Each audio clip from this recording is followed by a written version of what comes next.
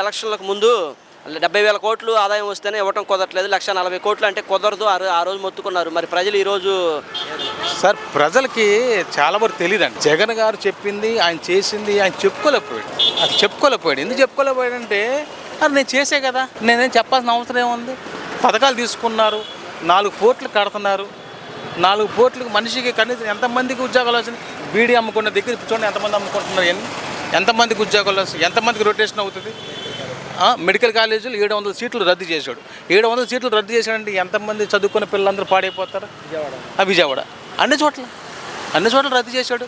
అంటే డబ్బున్నవాడు ఒకటే చదువుకోవాలా? ఆయన దృష్టి, చంద్రబాబు నాయుడు గారి దృష్టి ఏంటి? డబ్బున్నవాడు చదువుకోవాలా, మేమే సంపాదించుకోవాలా, ఇక పేద ప్రజలు చదువుకోకూడదు. అందువల్ల 700 సీట్లు క్యాన్సిల్ చేశాడు.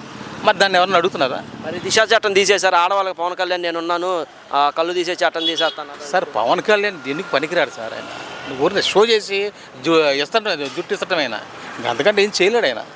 మరి ఇంకంతా మనం ఏం మాట్లాడతాం? ఇక 5 సంవత్సరాలు భరించాలా? ఉన్నవాడు ఉంటాడు, పోయేవాడు పోతాడు. అంతకంటే చేసేది ఏం లేదు.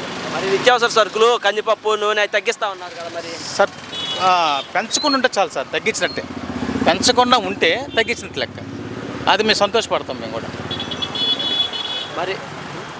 మరి కరెంటు ఛార్జీలు అధికారంలోకి వచ్చిన తగ్గిస్తామన్నారు. మరి రీసెంట్గా మనం చూస్తున్నాం సార్, చంద్రబాబు నాయుడు గారు ఉచితంగా ఈ ఆంధ్ర మొత్తం ఉచితంగా ఇచ్చేస్తామని చెప్పేస్తాడు.